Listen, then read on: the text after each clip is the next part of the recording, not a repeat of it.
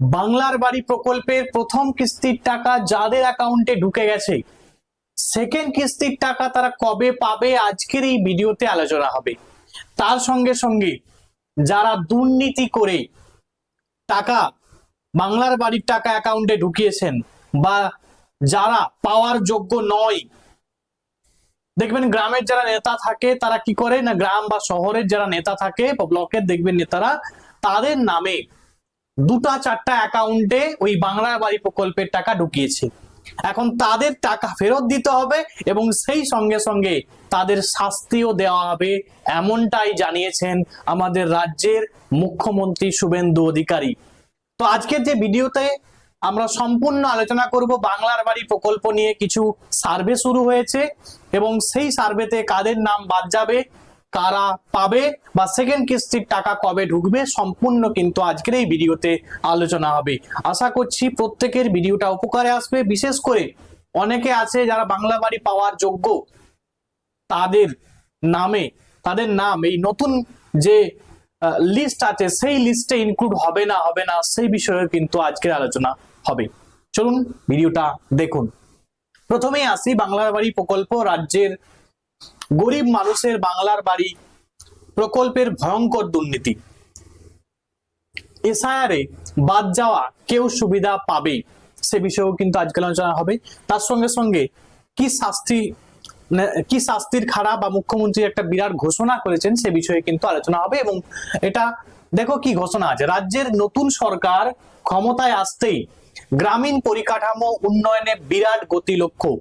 100 দিনের কাজ ও গ্রামীণ রাস্তার পর এবার প্রধানমন্ত্রী আবাস যোজনা বা বাংলার বাড়ি প্রকল্পে 10 লক্ষ পাকা বাড়ি তৈরির অনুমোদন দিয়েছে কেন্দ্র। তাহলে বিগ ব্রেকিং নিউজ, এক কথায় 10 লক্ষ আবার কিন্তু পাকা বাড়ি তৈরির যে টাকা, সেই টাকার অনুমোদন কিন্তু কেন্দ্র সরকার দিয়েছে। মানে এক কথায় যেটা আগে রাজ্য সরকারের সঙ্গে কেন্দ্র সরকারের একটা ট্যাসেল ছিল, বা নিশ্চয়ই আপনারা হয়তো জেনেই গেছেন যে আগে কি হয়েছিল না, কেন্দ্র সরকার এই প্রধানমন্ত্রী আবাস যোজনার জন্য কিন্তু টাকা প্রদান করত। তো দেখা গেছিল যে বহু দুর্নীতি লক্ষ্য করা গেছিল। মানে বহু উপভোক্তা যারা পাওয়ার যোগ্য তাদের দেয়া হয় না, কিন্তু যারা পাওয়ার যোগ্য নয়, যারা পার্টি পলিটিক্সের সঙ্গে যুক্ত, তারা কিন্তু ওই জাদু বলে তারা কিন্তু তাদের অ্যাকাউন্টে টাকা কিন্তু ঢুকিয়েছে।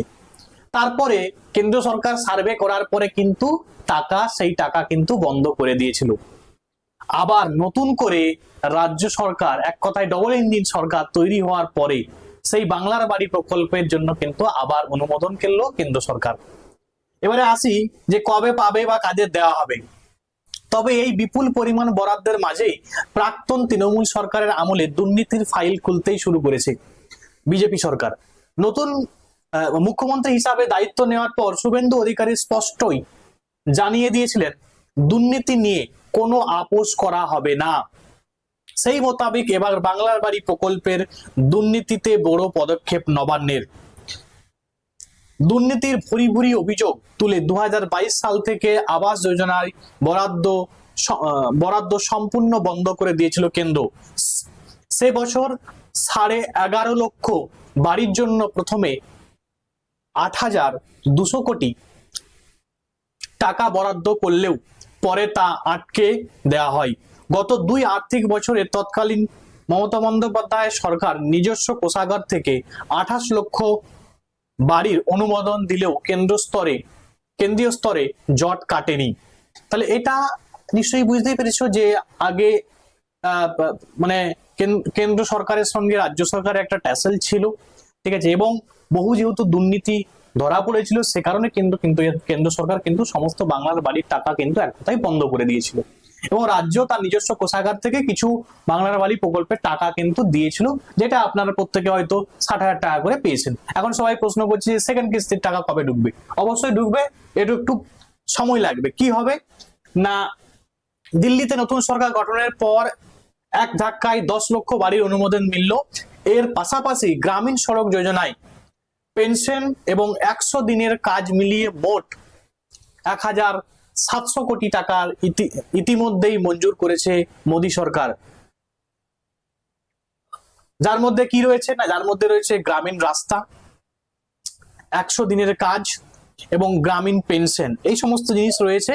এখন যেটা বাংলার বাড়ি প্রকল্প, সেটা হচ্ছে এক কথায় কেন্দ্রীয় অর্থ আসার পরেই বাংলার বাড়ি প্রকল্প হওয়া বিগত দিনের দুর্নীতি চিত্র প্রকাশ্যে আনতে চলেছে বর্তমান সরকার। ইয়েস, নতুন সরকার যারা দুর্নীতি করে টাকা ঢুকিয়েছে, ক্ষমতা বলে টাকা ঢুকিয়েছে, পাওয়ার যোগ্য নয়, তাদের কিন্তু ফাইল আবার খুলতে চলেছে নতুন সরকার, এবং তাদের টাকা ব্যাক দিতে হবে এবং তাদেরকে শাস্তিরও কিন্তু সম্মুখীন হতে হবে।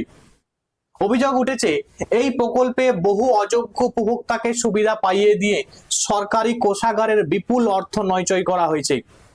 এই জালিয়াতি রুখতে পঞ্চায়েত এবং গ্রামোন্নয়ন দপ্তরে উপভোক্তাদের তথ্য পুনরায় রিভেরিফিকেশন বা পুনরায় যাচাই করার কড়া নির্দেশ দিয়েছে নবান্ন।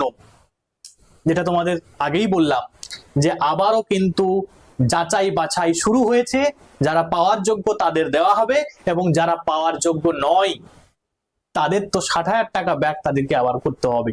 ঠিক আছে। আচ্ছা, নবান্নের কড়া নির্দেশিকা, উপভোক্তাদের সমস্ত তথ্য পুনরায় খতিয়ে দেখে অযোগ্যদের নাম চিহ্নিত করতে হবে। এসআইআর এএসডিডি তালিকায় থাকা কেউ বেআইনিভাবে সুবিধা পেয়েছে কিনা তা রিপোর্ট স্পষ্ট জানাতে হবে। এই মাসের শেষের মধ্যেই মুখ্য সচিবের দপ্তরে সম্পূর্ণ রিপোর্ট জমা দেওয়ার নির্দেশ দেওয়া হয়েছে। যারা এই দুর্নীতির সঙ্গে জড়িত তাদের কাউকে রেয়াত করা হবে না এবং কঠোর শাস্তি দেওয়া হবে বলে সূত্র নবান্ন থেকে। তাহলে নবান্ন থেকে সূত্র কিন্তু খবর এসেছে এবং মুখ্যমন্ত্রী শুভেন্দু অধিকারী বর্তমানে আবারও কিন্তু সার্ভে শুরু করেছে বাংলার বাড়ি প্রকল্পের। যারা দুর্নীতি করে টাকা পেয়েছে বা দুর্নীতির টাকা নিয়েছে তাদের টাকা ফেরত দিতে হবে এবং সেকেন্ড কিস্তির টাকা সার্ভে কমপ্লিট হওয়ার পরেই কিন্তু দেওয়া হবে। তাহলে এখনই কিন্তু দেওয়া হচ্ছে না, কিন্তু সার্ভে কমপ্লিট হওয়ার পরে যারা পাওয়ার যোগ্য তাদের কিন্তু অবশ্যই তাদেরকে টাকা দেওয়া হবে। তো আজকের ভিডিওতে অবশ্যই কমেন্টে জানিও যে এই যে নতুন সরকার এই পদক্ষেপ নিয়েছে সেই পদক্ষেপে কতটা যুক্তিযুক্ত বা কতটা সহমত বা কতটা তোমরা খুশি, সেটা কিন্তু অবশ্যই জানিও। এবং আমি নতুন রাজ্য সরকারের কাছে আবেদন করব যে এই ভেরিফিকেশন যখন করা হচ্ছে, তা এমনও অনেক মানুষ আছে যারা পাওয়ার যোগ্য কিন্তু তাদেরকে দেওয়া হয়নি, তাদের যেন ওই লিস্টে ইনক্লুড করা হয়। মানে যারা পাকা বাড়ি পেয়েছে তাদের টাকা নিয়ে ওই গরিব মানুষ যারা পায়নি তাদের যেন অ্যাকাউন্টে টাকাটা দেওয়া হয় বা তাদেরকে যেন দেওয়া হয়, তারা যেন ঘর করতে পারে। নতুন রাজ্য সরকারের কাছে আমার এই আবেদন থাকলো। আজকের ভিডিওটা এখানে পর্যন্ত। Thanks for watching.